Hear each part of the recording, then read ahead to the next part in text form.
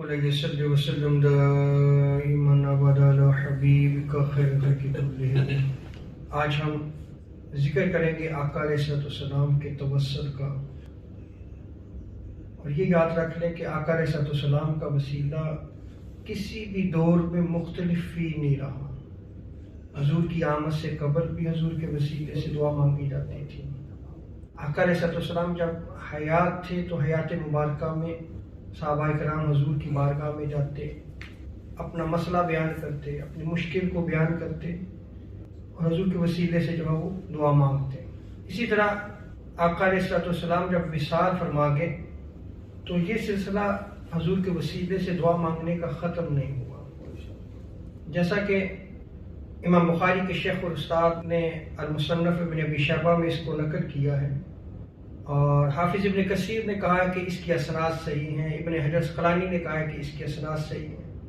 ایک شخص حضور کی بارگاہ میں جاتا ہے، حضور کی بارگاہ میں جا کے حضور علیہ السلام سے استغاثہ کرتا ہے اور کہتا ہے یا رسول اللہ استسقِ لأمتک فإنہم قد ہلکوا، یا رسول اللہ اپنی امت کو سیرابی عطا کیجیے کہ آپ کی امت قحط کی وجہ سے ہلاک ہو رہی ہے، بارش نہیں ہو رہی تھی۔ حضور کی بارگاہ میں جا کے ڈائریکٹ حضور سے استغاثہ کیا، مدد طلب کی۔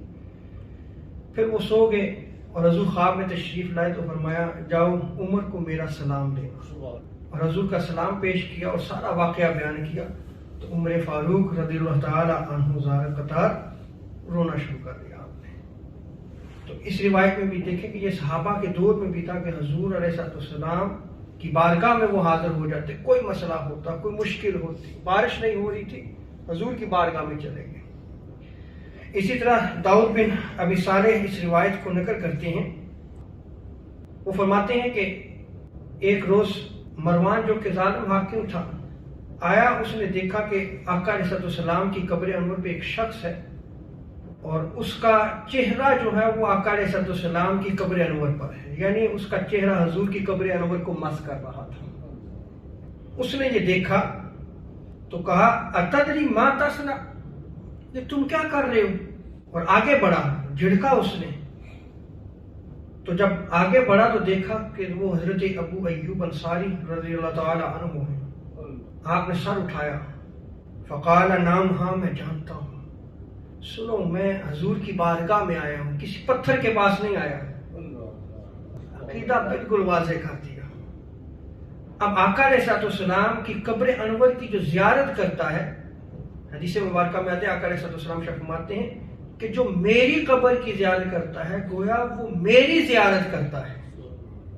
اسی لیے عاشق مدینہ امام مالک رحمۃ اللہ تعالی علیہ فرمایا کرتے تھے کہ یہ نہ کہا کرو کہ میں حضور کی قبر انور کی زیارت کر کے آیا ہوں، بلکہ یہ کہا کرو کہ میں حضور کی زیارت کر کے آیا ہوں۔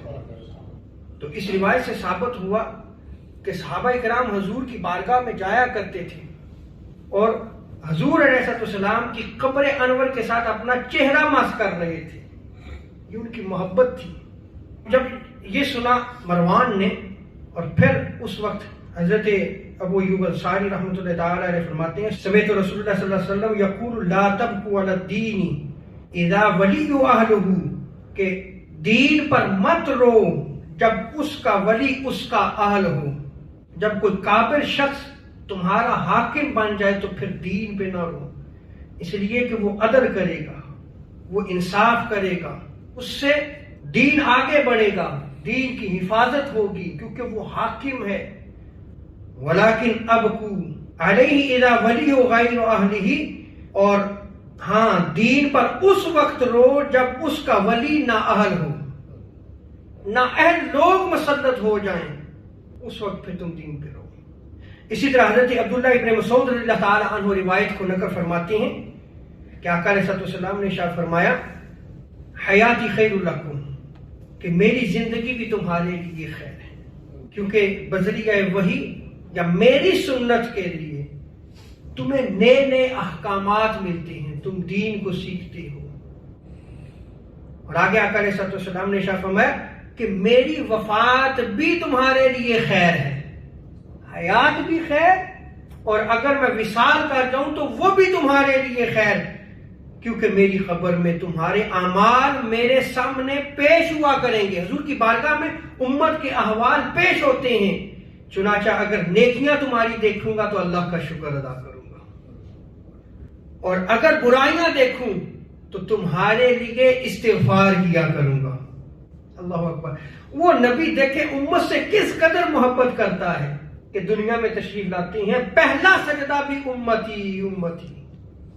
اور اسی امت کی خاطر آقا علیہ السلام طائف کے بازاروں میں پتھر بھی کھاتے ہیں. آپ کا جسم اقدس لہان ہو جاتا ہے. آپ کو اپنا وطن چھوڑنا پڑا، ہجرت کرنی پڑی، مدینہ تشریف لے گئے. اور آقا علیہ السلام وصال فرما جاتے ہیں اگر امت نیکی میں آگے نہیں بڑھتی، نیکی کے اعمال نہیں کرتی، برائیاں اگر ہوں گی، تو تب بھی حضور علیہ السلام قبر انور میں بھی اس امت کے لیے استغفار فرماتے ہیں. یا آقا علیہ السلام کی زندگی بھی خیر اور آپ کا وصال فرمانا بھی کیا ہے؟ خیر.